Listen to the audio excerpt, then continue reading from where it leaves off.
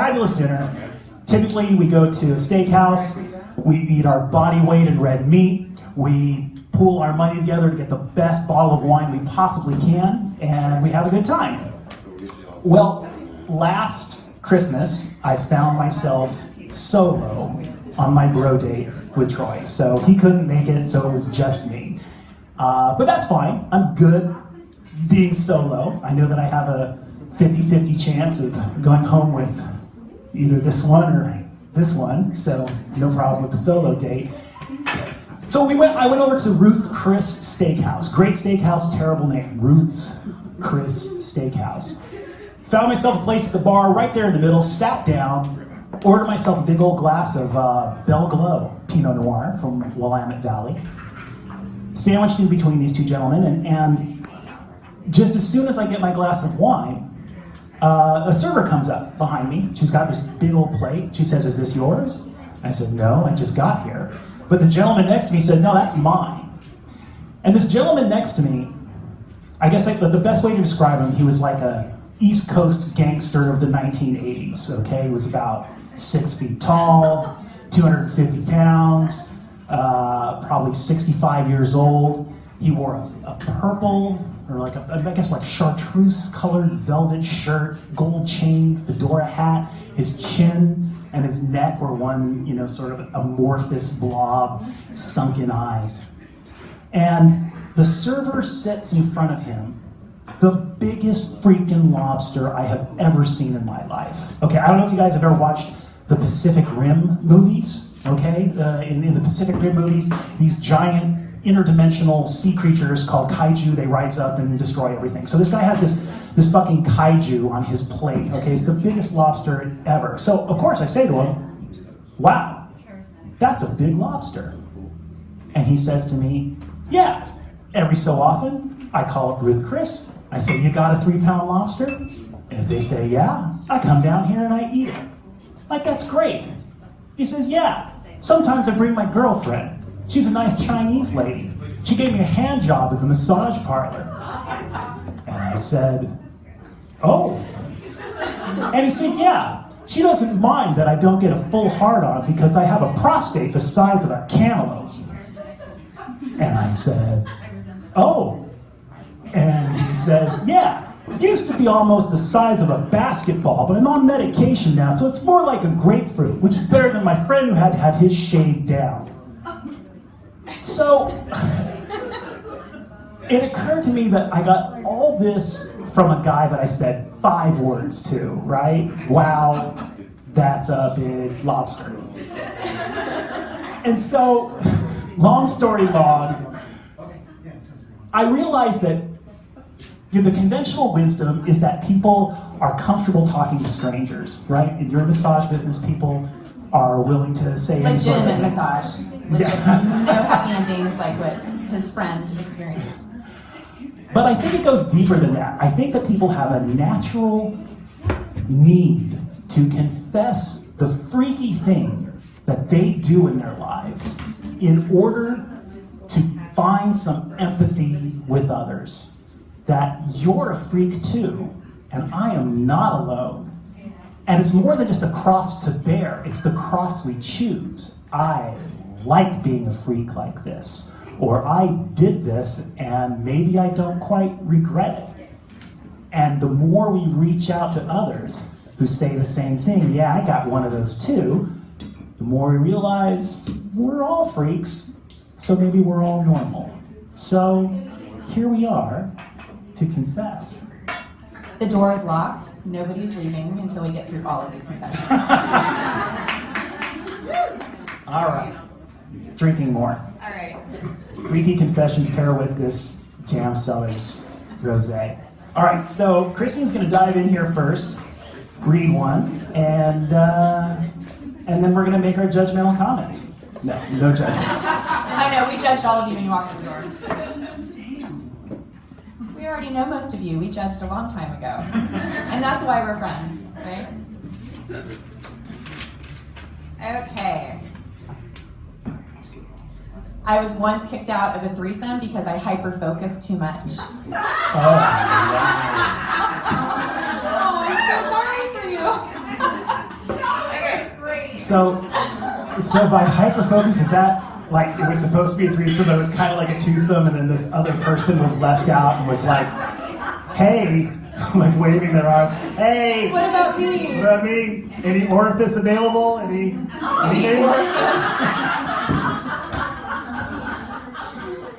Well, that's a pretty good one, yeah. So, all right. So, cheers to whoever confessed that.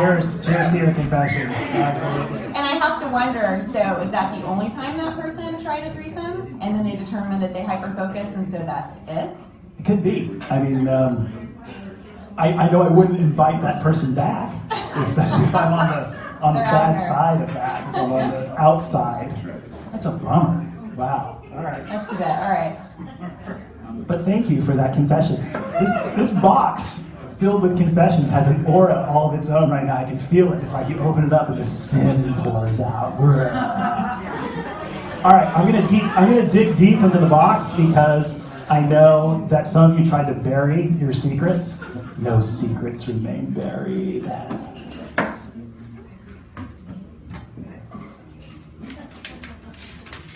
I don't know if I can even read this. All right, That's like hold on. serial killer handwriting. Right Yes, it is. It's all cut out, cereal boxes and crayons, and they put a lot of. Is there such a thing as X-detoxing? So first answer is yes, of course there is. Okay, broke up with X, went on a business trip, chose a guy at the hotel, an airline pilot. Oh, Oh. good choice. They're small, they're compact, They gotta fit into the cockpit of an F-14. All They right. can get the job done. Yeah. I wanted to be an astronaut, I swear to God, and I was 6'6", and they're like, no. He's still 6'6", by the way. The purpose was not a one-night stand, but rather an X cleanse. I like that. Did not work. Oh boy. The last dick in my vagina to be my ex's. Wow. X cleanse? Yes or no? Can you cleanse? Yes. Yes. I'm going to go totally that you can cleanse yourself with an X. What about you? Oh, absolutely. Yeah. Now, does that You cleanse? just have to hyper-focus. I'm just saying. Does that cleanse have to involve the D? Yes. Absolutely. I mean, what else are you cleansing? Well, couldn't there be like a mental and emotional No. cleanse? No. Absolutely not. Do you want to There's nothing think about cleansing this? No, you're not looking for an emotional connection. You just broke away from an emotional connection. Right. Is it a cleanse? You need to. Is it a cleanse or is it a scrub? Oh, damn, Rich. I don't know. Is it? So you may notice that we have a microphone right here in the middle. So if any of you are brave enough and want to make a comment, you can step forward, or you can hide in the shadows too and make comments. I suppose that's okay as well. So I'll go with yes. Yeah, you can totally cleanse yourself of an X. I've done it. I mean, how many of you have done the X cleansing? Right? Yeah. Raise your hands. Right. Yes, raise all the hands. Seriously. Okay. All right. Confession in there. Excellent. You'll rat me out. I won't. I got one for you then. Oh. How quickly do you need an X cleanse? Is there like this mourning period where you're like, oh, I'm so sorry I lost my ex, and then like one night you're like, no, fuck that, I need some D, and then you go out and get the cleanse? It just depends on the situation, but if there's an opportunity, you're going to seize the opportunity. Actually, as women, I think we create opportunities. So it's just a way for us to have control of the situation and just to get back on that horse again. Yeah. I mean, seriously. Ride that pony. Right. Especially if it's an airline pilot, how do you pass up that opportunity? So I was hit on by a pilot once. Oh yeah? Yeah. Yeah, and he's like, hey, I'm a pilot. You like to fly? Ooh. And I just thought that was so cheesy. Oh, it didn't work? It didn't work. Oh, okay. Yeah. All right. I have to think of a different line then. You do, yeah. What does work? What works for you, Christine? What- Oh, for me? What works for me? Chivalry. Oh. Yeah. I like like the chivalry. Open my door. Walk on the outside of the sidewalk. You know? Yeah. A drummer. Slay the Night King. Drummer. Oh, see, I was being sweet. I like musicians actually. Oh, rockin' good. I didn't realize that I like musicians, but I kind of have this pattern. Really? When I look back at my lipstick notches, I have this pattern. There were a lot of musicians on there? Well, not a lot. What do you think is a lot? Couple dozen? There are a handful. There are a few. All Few right. musicians, yeah. Cool. As a musician, I'm totally into that. I He's still trying to get to first base, so you know, there's that. I Yeah. condone that behavior. All right. Let's drink. To cleansing of the X. Yes. You ready? My turn. All right, I'm gonna dig in.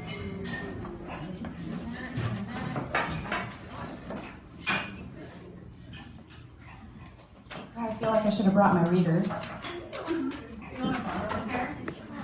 I was kind of joking, but give me 5 minutes and I may. Yeah.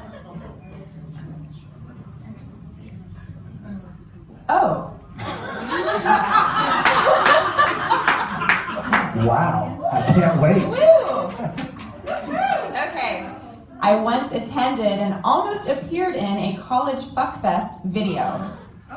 This was not my confession. I want to know whose confession this is. But it is anonymous, so I respect anonymity. But God, I want to know who this is. So by almost appearing in it, does that mean that you Almost. actually filmed it, but you ended up on the cutting room floor? Yeah. Were you like the creepy person, like creeping through the window, and that constituted almost appearing in it because you were actually like I was the pizza voyeur? delivery boy in the script, but then they're like, no pizza delivery boy. It just didn't work. Yeah. It was a last minute sort of duck out of, Yeah. wow, college fuckfest. Well, and that kind of brings up the whole topic of how crazy we get in college. Just the college years. Hell yeah. Some of the best and some of the, I wouldn't say regretful, but probably the most shameful years. I obviously didn't go to the right college because there was no fuckfest, there was no one filming a fuckfest, there was no one asking me to be in a fuckfest. Wow. You missed out. Well, or that was the name of the porn. They were actually just straight up shooting a porn and just calling it College Fuckfest. Well, what's the craziest thing you ever did in college? There's a lot of crazy. I gotta think about that. All right, so like the craziest sex thing you've ever done in college. Were you I already married? dropped acid and went to an orgy at a frat house. I'll confess. I have no shame. Okay, I'm 104 years old and shame is out the window. So yeah, you had to drop acid in order to go, and so that was kind of the hard part because I got lost on the way, and it either took me 3 hours or 3 minutes to get there. I don't remember. And then there's this big orgy going on, and I couldn't quite make it happen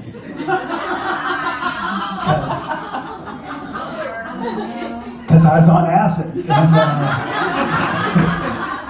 Yeah, whose idea was it to have an acid orgy party? It was- Was that like a safe zone because it's really not going to happen? Yeah, pretty much. 'Cause then I freaked out and ran away. So I guess that isn't very crazy. That's more like embarrassing. Oh well. Anyway, there's confession. There you go. All right. Cheers. Then what's the craziest thing you did in college? Oh God damn it! Just read that. Just read that. All right. Oh my God. This is about you. This is not about me. All right. This is there's a lot of printing on here. All right. I did bring my readers, by the way.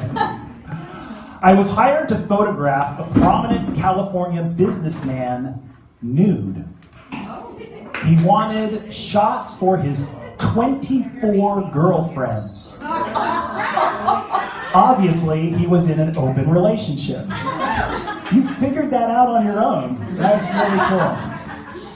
He shared the photo album of all his girls with me. Oh, wow. This one is a nurse. This one is a teacher, etc., etc. Okay, this one's a nurse, this one's a teacher, etc. He originally wanted me to photograph him by his pool at sunset. Oh, how artsy. But I was delayed on my way to his house because I had to stop by the emergency room with a kidney infection. After the drugs the doctor gave me, they told me I could drive, so I called the guy and explained my situation. He came and picked me up and brought me back to his house. He made me soup. Well, that's really nice. I asked him to give me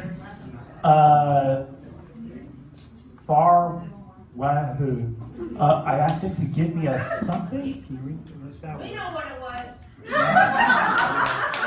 A tour. A tour? Oh, he asked me to give me a tour while he. John, simple words. Stump him. Well, he wanted photos when I came back. We ended up doing shots, doing something shots, Doing dirty things. doing shots for the next 2 hours. It was quite stimulating.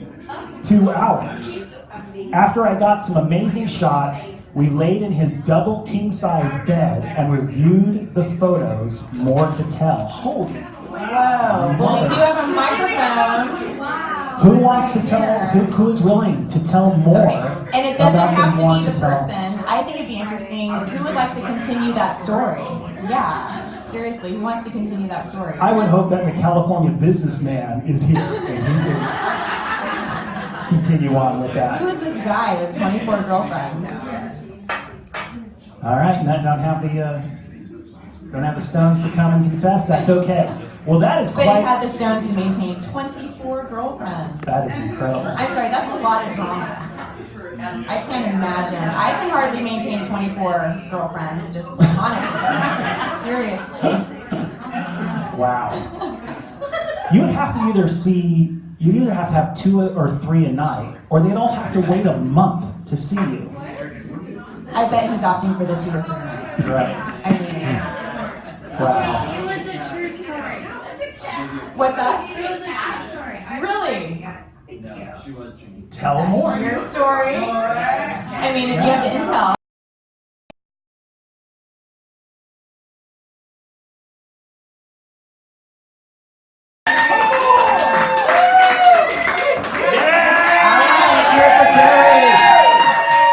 You're amongst friends. Okay, it's a true story. It was when I was on online dating like 14 years ago, and I asked the guy why he picked me. And he said, I wanted a woman to come photograph me that looked like a soccer mom. Well, at the time, I was not a soccer mom, but I was a lacrosse mom. So I kind of got it. I don't really relate with soccer moms, but... Okay, there you So, go. so I actually had this little detour on the way there. I was supposed to be there at 5 o'clock. I ended up showing up, or he picked me up at 9 o'clock because I had to go to the emergency room because of a little A kidney delay. infection? Whatever. Too much sex? I don't know, whatever. But he was super nice and not what I was expecting. But he said he was 38, but he was really 48. And we had 4, but he was super hot. I mean, this guy was tan and buffed, and he was a financial guy and pretty well to do. His house kind of proved it. It was a big mansion. And I just went up there, and after he gave me soup and a glass of champagne, because I am the Bubbles girl, we decided to walk around his house and scout out places. Okay. We were doing test shots. Got it. So we ended up, and his bathroom is the size of most people's houses. And I had a really good time for 2 hours photographing this guy in all different positions, shower. All sorts of different positions. It was a chicken noodle soup. homemade chicken noodle soup. Well, the guy not What only was in that soup, girl? I know, but not only was he a financial, but when he was in the Navy many moons before, he was a nurse in the Navy, so he had a caring side to him. But he genuinely had all these girlfriends, and we literally did look through his photo album, and it was a true story. Oh, you know, this woman, she's a nurse, she's a teacher, this woman's in public relations, and they all knew about each other, but he just wanted some professional shots, and so I accommodated, and I had to do a few things that I'm not going to get into to accommodate their shots. Oh, you were But a you fluffer. accommodated. I'm putting things together. You accommodated. She was a fluffer. She fluffed. I mean, this is about confession. It is absolutely. You're in the bubble. So this is the first time I've ever really told the story Awesome. to a lot of people. Yes. And he said to me before we left, I left the next morning, that Why the next morning? I was number 25. But that this would be a great story to tell when I'm 80 years old to my Yeah. great grandkids or whatever. So this is practice for when you are 80 Yeah, and and I'm not going to go into too much more detail, but it is a true story. Fantastic. Thank you, Gary. All right, try to beat that one. We should reward her with alcohol. We should. That's amazing. Wow. Thank you for sharing. Whew. That was saucy. That was. All right. Next from the box. I'm lucky. I keep getting really short ones.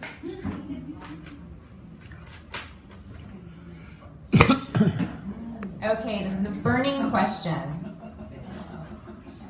When pairing between persons grows into a menage of greater size, how are wine serving choices evolving? Drink or parallel variety? Drink more parallel variety? I knew who wrote this. And I was looking at him. So this is if what happens when a menage a trois evolves into four, how do you choose the wine? You make the fourth person go out and get a bottle. There you go. Wait your turn. Probably. Yeah. I Right? mean, it's Or do like- you choose one? Well, you wait and see who the person is who isn't focused. Ah, You're gonna be there for a while. okay. Awesome. Claire. Well, I got it. Okay. Yeah, the person who's not participating the most has to make the beer run. Yep. Drop that. Okay. Yeah, and then, why choose? Just like if the menage a trois is evolving, if there's a fourth person, is that technically an orgy? There's obviously an odd man out, right? There's either an odd man out or it's like a bigger party. But there's obviously But how does that work? bottle involved to just open them all. Yeah, like why exactly? Why choose? Am I going to just choose one opening? We're going to do No. all before happening. Absolutely. Well, Get the bubbles. That's Get very the giving Pinot. of you. I know. I like that. Why would we limit this to a gender parity of so many of gender A and so many of gender B? Oh, a gender parity. So what if it were like, 3 of A and 1 of B, or 1 of A and 3 of B, four non-binaries, or Oh. All right, so you just kicked it up a whole separate notch. Yeah, okay. I think I like what Stephanie said. You just pop all the corks and you go all in, right? A little bit of something for everybody. Yeah, Everyone should be happy. absolutely. Yeah. All right, here is a question that is near and dear to my heart. And it says, been married twice, is a third time that bad? For the record, John has been married 27 times. So, it's awesome. Is third time that bad? Yeah, that's a really tough question. So I've been married twice. So I've been married twice, and I thinking about a third time is really, really tough. And I think that, so my personal opinion on it would be more of, I don't know if I would consider marriage per se. I reflect back on the mistakes I've made, the patterns that I've had, and that sort of thing. And I would say it's time to make up something else. Instead of like saying, oh, I'm just going to get married again, it's like, well, what am I doing? You know, what do I want? What relationship am I going to create? What do these vows mean? Why is marriage important as opposed to some other form of relationship? Especially kind of like, what do these vows mean? I think that the huge difference between marriage and everything else is that whole until death do us part. Just hearing that makes me start to sweat. Yeah. To me, if there is any doubt in your mind that a problem can be reconciled by splitting up, then don't get married. Marriage means you take breaking up off the table. It's not a consideration. It's not in the cards. It's not part of the equation anymore. You are in it, and you are staying in it, and no matter how much you have to change or your partner has to change, that change will occur for the continuation of a greater good in this relationship. So, yeah, I'm gonna drink now. I'm gonna drink, but that still begs to the very basic question, would you get married again? I mean, when you trim all that fat and all the rhetoric that you just threw out there, which was very meaningful, thank you for sharing. I totally hear what you're saying. Would you get married again? No. She and I would have to have that conversation of like, what does this mean? And what vows are we going to make? You know, what are we going to stand there and say to each other? What is marriage? Marriage is a commitment to a process. Love is a commitment to a person. So if I say I love you, that means I'm committed to you. If we're going to get married, then we're going to commit to this process by which we will stay together forever. So Sweating. So what we need to talk about in advance is, what is that process? I'm not going to surprise you on our wedding day with my vows. Fuck no. We're gonna put this out in the beginning and say, here's what we're doing. This is what this means to me. This is what I want. And if we're both on the same page of that, then sure. I don't think I get married again.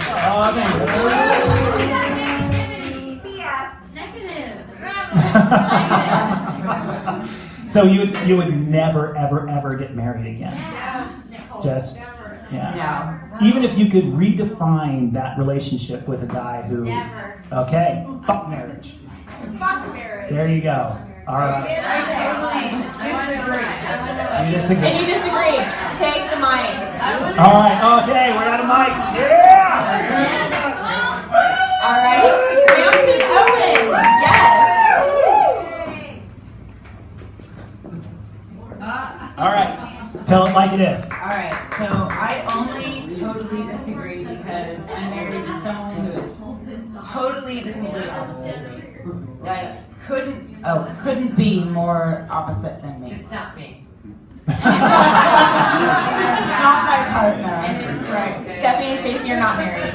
Yeah. But they would be great sister But, wives. yeah, I am married to someone who couldn't be more different. However, and when we met, I said, I don't want to get married. I've been married. I don't want to be married. It's not like my thing. And I probably shouldn't have said that because then I think he wanted to get married as soon as I said that. But regardless, I think it is about, like, there are days where I look over and I'm like, oh, you drive me absolutely crazy, or he thinks the same thing. And at the end of the day, it's never, like, we look at each other, it's never like, it's not going to be over.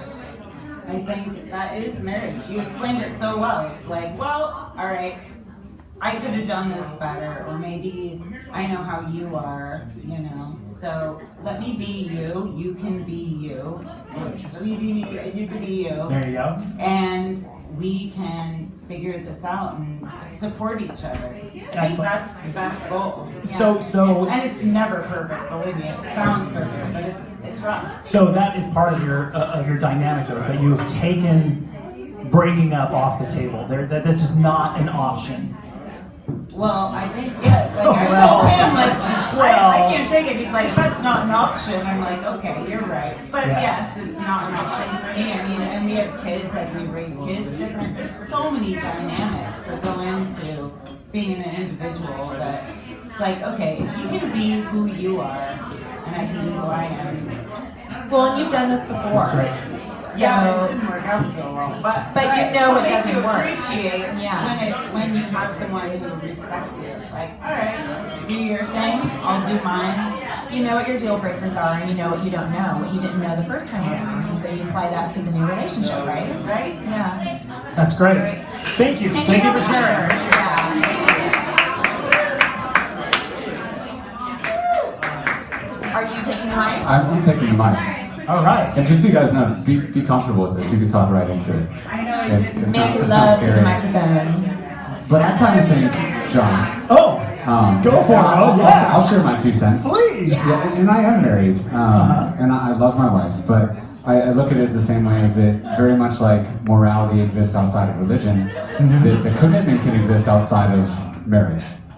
And that you can commit to someone, I've seen it, that commit to a lifelong partnership, whatever you want to call it, and have the full-on shebang, that full commitment and everything else that exists outside of that commitment inside marriage. That Yeah. It's oftentimes unrealistic when you say, okay, till death do us part, or otherwise, and that, yeah, I mean, there are plenty of beautiful relationships out there that don't have that, oh, I need to put a ring on it, I need to have this ceremony, I need to make that known to, and I think it's very much, in today's day and age, even more so with putting it online and doing all the celebrations, and that it's to show other people that you make that commitment to someone else. Whereas just being in a relationship or having that, a relationship doesn't need to be known, right? That partner, it's between you and that other person, and that doesn't need to be known to the whole world, and that's something special that you can hold with just that one person, and have children, whatever else, it all exists within that, and that you don't need, I mean, yes, and as they say, the tax write-offs were nice, but that doesn't really exist anymore, as I found out very much in my 4 years. It's like, shit, I mean, I got better tax rates before marriage. But, they're, yeah, sure, say you want to go to the hospital and see that person and everything else, and as we talk about with equal rights of marriage, and that is an important thing, I think, within the sanctimonious, arena of marriage, but outside of that, then, no, I mean, don't do it. That's what I'm trying to say. Don't do it. Don't do it. Yeah. Thank you, Owen. Thank you. Well, and to kind of shadow what Owen was saying about anonymity and respecting that privacy of the relationship, you don't have to, I feel like with my relationships, I don't have to have them on stage. Just because with my life, I'm on stage a lot. Hey, here I am. Hey, I'm on stage.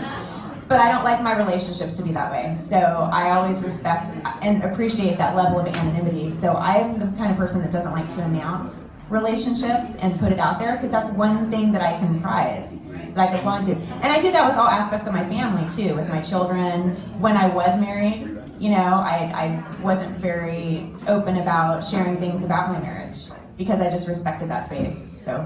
Well, then I'll put the question to you. Uh-oh. Would you ever get married again? Yeah. That was Nicole. That's my little. She's my conscious on my left shoulder. Yeah. So I think that I would, but I don't know if I would actually live with a partner for the rest of my life. Live cohabitating I in the would same not place. cohabitate. I would make a great next door neighbor to my future husband. Seriously. A pilot. A pilot. Oh, Stephanie has it figured out. Yeah. The pilot thing, because they come and they go. But no, really, I'm finding I'm about 5 years removed from divorce, and I'm just really happy with where I'm at. And I don't like to I'm okay with sharing, but I like things to be done my way. You know, the pillows aren't gonna fucking fluff themselves. And the dishes aren't gonna do themselves. The way that they need to be done. There is a right way and a wrong way to load a dishwasher. I'm just gonna say, call in, I know you're shaking your head. But I swear to God, there is a right way and a wrong way to do this shit. And I'm not willing to compromise. So, my guy can live next door. Give me a call. Hey, how you doing? We can Netflix and chill, you know, and then go our respective ways. Don't have to worry about snoring, hogging the bed, sleeping like a starfish, you know, especially to get some tall dude in there sleeping like a starfish. Give me my space. I'm just saying. So, yes, I would get married again, but on completely different terms from how I was married before. Gotcha. Yeah. Well, I guess that's kind of the same thing that I was saying, is that you got to define the terms. Yeah. Yeah. You can live across the street. Yeah. Or next door. I'm like, who's that cute guy across the street? Oh, that's my guy. Oh, that's my husband. Yeah. Yeah. That's a little weird, but that's Am I good. right? Seriously. Yeah. Am I right? Okay. Even for those of you who are married. Oh, but see, you're like the really nice Canadian hopeless romantic. So, firefighter. I mean, he's like the ideal, you know, here's the Bachelor of the Year right here. Come on, All right. Christine, Dave. marry me. Will you live across the street from me? Because I could totally, like, handle a hot fireman living across the street from me. Sorry. You know, here's my thing. Sorry. Right up? Yeah. So here's my thing about the whole, Or actually, just take the mic. Yeah, take the and mic hold up. it. Kiss that thing. You want to right up Make against your lips. love that mic. hold that for a sec. Yep, you just pull it out. There it is. All my years in show business. Sorry. Yeah, pull it out, Dave. That's what she said. So here's my personal thing about the whole marriage thing, is that there's all these great milestones that we reach, right? You get the first date, and that's always so exciting. Third date, which is, you know, When it happens. all right. It's always, the third date is always great. If it's not by the third date, you're out of here. Exactly. Sorry. John is a pig. Somewhere around the 7th or 8th date, it's like, oh, we're a thing. We're really a thing. There's all these milestones that you reach. Sometimes you even say, if you're me, and you make this, you know, crazy midnight text, so am I your boyfriend? And I'll actually do that. And it actually feels really good when I get, well, yeah, you're my boyfriend.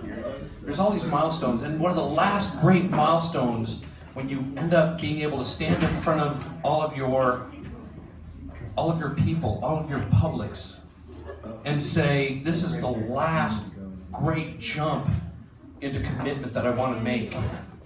I want to marry you in front of all of these people. I think that's a beautiful thing. So for me, I'm actually pro-marriage. All right. All right, swoon and swoon. Dave, haven't you done that a few times before? Yes. And I sucked every time. No, you're just the hopeless romantic, you know? All right, I think I'll read. All right. Owen, how are we doing for time? What time is it, Owen? Zach's here. So we're what time, like actual physical sun, Earth rotating around the sun time? All right. 8:10. All right, we're going to do one more, and then we're going to break for some live music and more drinking, because I could use a drink. And then we're going to come back and we're going to play a little truth or drink and